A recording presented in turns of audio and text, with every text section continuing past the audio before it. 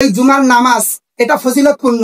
তার তিনটি কারণ আমি এখন আপনাদের সামনে উল্লেখ করছি। এক নম্বর কারণ হলো যে কোনো ব্যক্তি যদি সলাতুল জুমার নামাজ আদায় করে তাহলে তার জন্য 1 বছরের রোজা ও 1 বছর রাত জেগে নামাজ পড়া সওয়াব পাবে।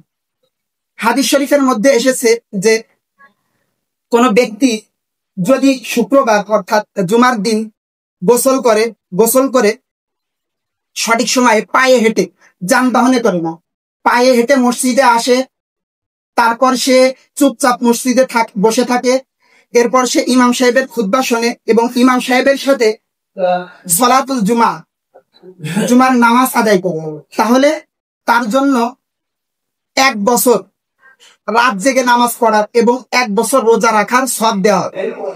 এটা সকলেই বলি সুবহানাল্লাহ। এটা একটা অনেক বড় ফজিলতের বিষয় না? তাহলে আমরা যদি এই হাদিস অনুযায়ী যদি আমরা দ্রুত বাড়ি থেকে চলে আসি এবং আসার সময় আমরা কি করব, সাইকেলে আসবো না, হয়তো 2-1 মিনিট বেশি টাইম লাগবে, আমরা পায়ে হেঁটে আসবো। কারণ পায়ে হেঁটে আসলে প্রতি কদমের বিনিময়ে আমরা সওয়াব পাবো এবং মসজিদে এসে কোনো আওয়াজ করা যাবে না, চুপ করে বসে আমরা ইমাম সাহেবের খুতবা শুনবো, ইমাম সাহেবের সাথে নামাজ পড়বো। তাহলে আমরা কি পাবো? 1 বছর কি আমরা রোজা রাখতে পারবো? 1 বছর কি আমরা রাত জেগে নামাজ আদায় করতে পারবো? আমাদের পক্ষে তো সম্ভব না। তো এটা আল্লাহর পক্ষ থেকে আমাদের প্রতি একটা করুণা, একটা দয়া। তো আমরা এই ফজিলত অর্জন করতে চাই না? তাহলে কি করবো? আমরা এই হাদিস অনুযায়ী আমল করার চেষ্টা করব। জুমার দিনের যে 2 নাম্বার ফজিলত সেটা হলো কেউ যদি জুমার নামাজ আদায় করে তাহলে তার 9 দিনের সগীরা গুনাহ মাফ করে দেওয়া হয়।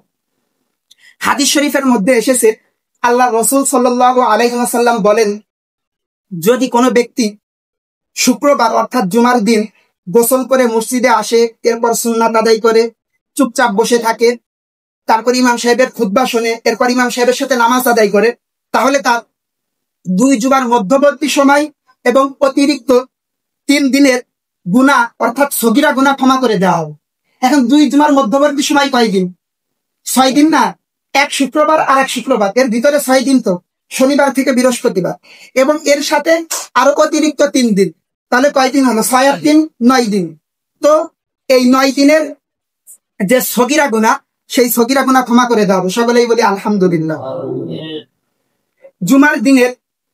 জুমার নামাজের 3য় নাম্বার ফজিলত হলো যে এই দিনে যে যত দ্রুত আসবে সে তত বেশি বড় পশু কুরবানির সওয়াব পাবে। হাদিস শরীফের মধ্যে এসেছে আল্লাহর রাসূল সাল্লাল্লাহু আলাইহি ওয়াসাল্লাম বলেছেন যে যদি কোনো ব্যক্তি জুমার দিনে সর্বপ্রথম মসজিদে আসে, গোসল করে মসজিদে এসে নামাজ আদায় করে, নামাজ পড়ে, সর্বপ্রথম যে ব্যক্তি সে কি পাবে? সে একটি উট কোরবানির সওয়াব পাবে। সকলে বলেন সুবহানাল্লাহ। দ্বিতীয় যে ব্যক্তি আসবে সে তার থেকে একটু ছোট পশু, তারপরেও যে খুব ছোট তা না, সে একটা গরু কুরবানির সওয়াব পাবে। তৃতীয় যে ব্যক্তি আসবে সে তার থেকে একটু ছোট পশু, একটি দুম্বা কুরবানির সওয়াব পাবে। চতুর্থ যে আসবে সে তার থেকে একটু ছোট, একটি মুরগি কুরবানির সওয়াব পাবে। তো এইভাবে তারপরে যে আসবে সে তার থেকে একটু ছোট জিনিস কুরবানির সওয়াব পাবে। সেটা কি? একটা ডিম কুরবানির সওয়াব পাবে।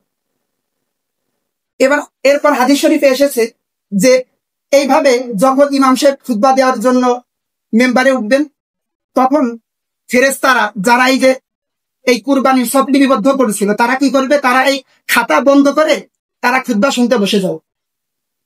তাহলে আমাদের কি করতে হবে? জুমার দিনে আমাদের কি করতে হবে? তাড়াতাড়ি আসতে হবে। তাড়াতাড়ি আসলে আমি পূর্বে যে ফজিলতগুলো বর্ণনা করলাম সেইগুলো তো পাবো, এবং সাথে সাথে এই যে বড় বড় পশু কুরবানির সওয়াব পাবো।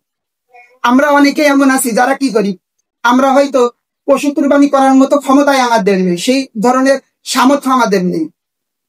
আবার অনেক ব্যক্তি আছি যারা আমরা করি, কিন্তু সেটা তো বছরে 1 দিন, তাই না? ঈদুল আজহার দিন শেষ। কিন্তু আমরা যদি একটু চেষ্টা করি, শুক্রবারের দিন যদি একটু দ্রুত আসি, তাহলে কিন্তু প্রত্যেক শুক্রবারে আমরা একটা কবুলিয়াত পশু কুরবানির সওয়াব পাবো। তো এটা আমাদের জন্য একটা অনেক সৌভাগ্যের বিষয় না? তাহলে কি করবো? আমরা অনেক দ্রুত কি করবো? মসজিদে চলে আসবো।